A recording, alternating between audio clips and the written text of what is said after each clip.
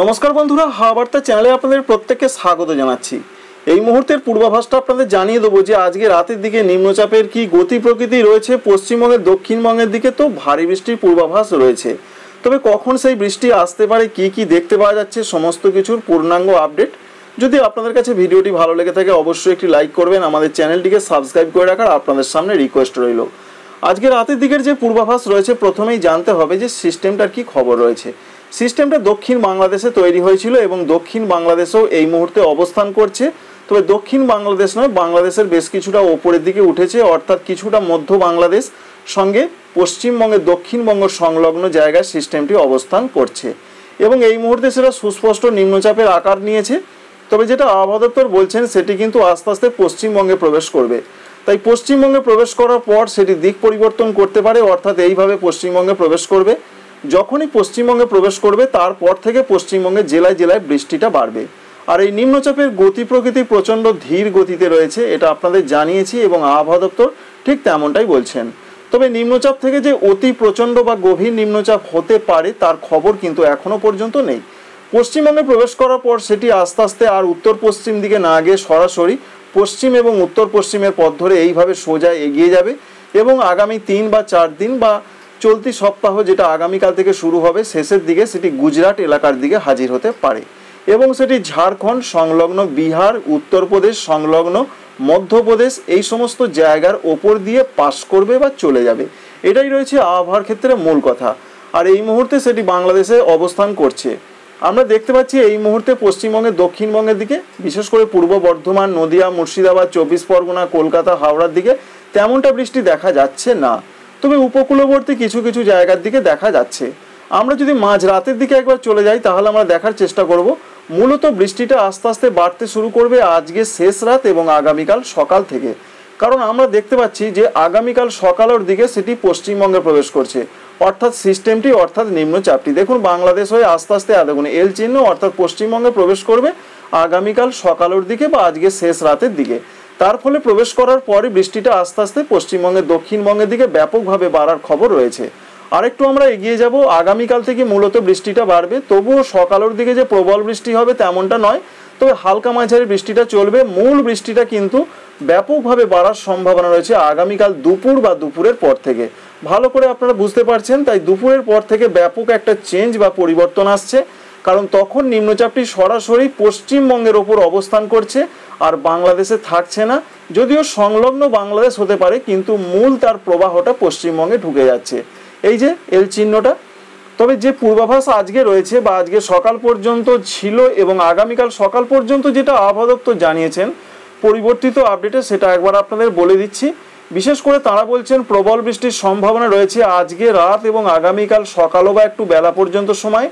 Orange জেলাটা রয়েছে কলকাতা, হাওড়া, হুগলি এই 3টি জেলাতে, উত্তর 24 পরগনা, দক্ষিণ 24 পরগনা সঙ্গে পূর্ব বর্ধমান, নদিয়া এই 7টি জেলাতে তারা বলছেন আগামীকাল সকালও বা একটু বেলা পর্যন্ত ভারী থেকে অতি ভারী বৃষ্টি হতে পারে। আগামীকাল অর্থাৎ সোমবার 19 তারিখ সকালও বা একটু বেলা পর্যন্ত অন্যান্য জেলাগুলো অর্থাৎ 2 মেদিনীপুরে মাঝারি থেকে ভারী বৃষ্টি হতে পারে, বাঁকুড়া, পুরুলিয়া, পশ্চিম বর্ধমান, বীরভূম, মুর্শিদাবাদ এই জেলাগুলোতে মাঝারি থেকে ভারী বৃষ্টি হতে পারে। এটা আগামীকাল সকাল পর্যন্ত আপডেট। তবে আগামীকাল বিশেষ করে সকালের পর থেকে আপডেটে একটা পরিবর্তন আসবে। পরিবর্তন আপনারা দেখতেই পাচ্ছেন, দুপুরের পর থেকে বৃষ্টিটা প্রবলভাবে শুরু হবে।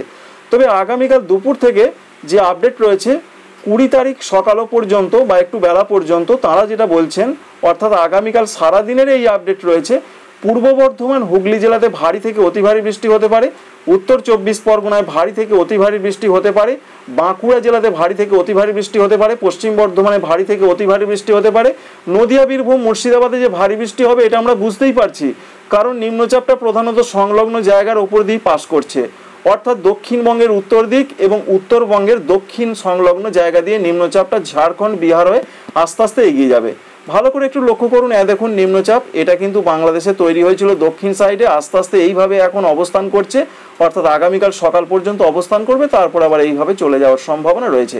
আশা করছি বুঝতে পারছেন নিম্নচাপের গতি প্রকৃতি ঠিক কীভাবে এগোবে এবং আগামীকাল তাই প্রচণ্ড বৃষ্টির সম্ভাবনা পূর্ব বর্ধমান, হুগলি, উত্তর 24 পরগনা, বাঁকুড়া, পশ্চিম বর্ধমান, নদিয়া, বীরভূম, মুর্শিদাবাদ। বাকি জেলাগুলোতে বৃষ্টি হবে না তা নয়, বাকি জেলাগুলোতে মাঝারি থেকে ভারী বৃষ্টি চলবে।